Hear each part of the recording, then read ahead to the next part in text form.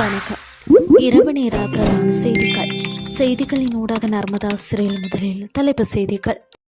எரிபொருள் விநியோகம் தொடர்பில் வெளியான அறிவிப்பு. பான் உள்ளிட்ட பேக்கரி பொருட்களின் விலைகள் வெளியான அறிவிப்பு.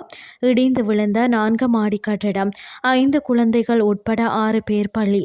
இனி விரிவான செய்திகள். இலங்கையில் தற்போது நடைமுறையில் QR குறியீடு அடிப்படையிலான எரிபொருள் விநியோக முறைமை எந்தவித தடையுமின்றி தொடர்ந்து முன்னெடுக்கப்படும் என அறிவிக்கப்பட்டுள்ளது. குறித்த விடயத்தினை இலங்கை பெட்ரோலிய கூட்டுத்தாபனத்தின் முகாமைத்துவ பணிப்பாளர் மயூர நெத்திகுமாருக்கே தெரிவித்துள்ளார். இந்த திட்டத்தை நிறுத்துவதற்கு அரசாங்கம் எந்தவித தீர்மானமும் எடுக்கவில்லை என்றும் அவர் மேலும் சுட்டிக்காட்டியுள்ளார். இது குறித்து தெரிவித்த அவர், நாட்டில் எதிர்காலத்திலும் தடையின்றி எரிபொருள் விநியோகத்தை முன்னெடுப்பதற்கு தேவையான நடவடிக்கைகள் எடுக்கப்பட்டுள்ளன. எனவே தற்போதைய விநியோக முறைமையில் மாற்றங்கள் ஏற்படலாம் என பொதுமக்கள் அச்சமடைய தேவையில்லை.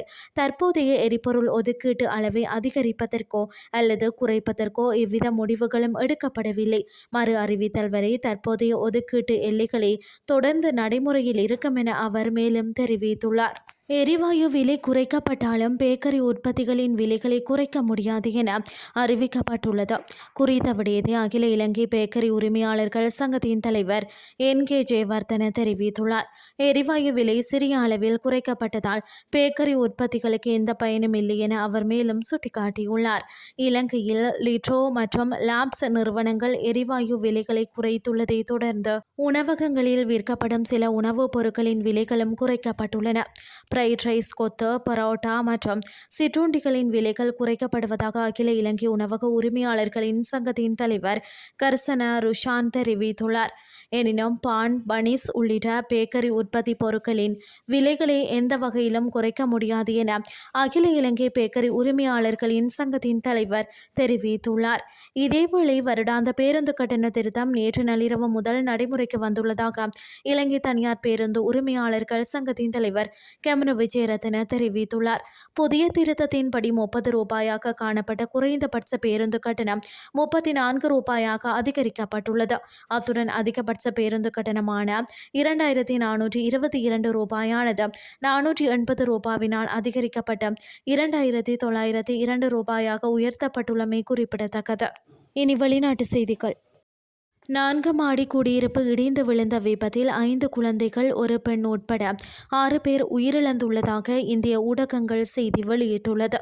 குறித்த சம்பவம் நேற்று இரவு மும்பையின் மான்கோர்டு பகுதியில் இடம்பெற்றுள்ளது. பலியானவர்களின் 4 பேர் ஒரே குடும்பத்தை சேர்ந்தவர்கள் என்றும் பிருகன் மும்பை மாநகராட்சி அதிகாரிகள் தெரிவித்துள்ளனர். கனமழை காரணமாகவே இந்த 4 மாடி கட்டடம் இடிந்து விழுந்தது என்றும் விபத்துக்குள்ளான கட்டடம் சட்டவிரோதமாக கட்டப்பட்டது என்றும் உள்ளூர் அதிகாரிகள் தெரிவித்தனர். இடிபாடுகளில் சிக்கிய நபியா, நிகால், அலியா, முனாப், முஸ்கான் ஆகிய 5 குழந்தைகள், சோனி என்ற பெண் ஆகியோர் இடிபாடுகளில் இருந்து மீட்கப்பட்டு உடனடியாக அருகிலுள்ள மருத்துவமனைக்கு கொண்டு செல்லப்பட்டனர். 4 பெண்கள் மற்றும் ஒரு ஆண் மாநகராட்சி நிர்வாகத்தின் கீழ் இயங்கும் சதாப்தி மருத்துவமனைக்கு கொண்டு வரப்பட்ட போது ஏற்கனவே உயிரிழந்த நிலையில் இருந்தனர். மற்றொரு நபர் ராஜாஜி மருத்துவமனையில் உயிரிழந்ததாக அறிவிக்கப்பட்டது. காயமடைந்த ஒருவர் மாநகராட்சி நிர்வாகத்தின் கீழ் இயங்கும் ராஜாஜி மருத்துவமனையில் சிகிச்சை பெற்று வருகிறார். செய்திகள் யாவும் நிறைவடைகின்றது.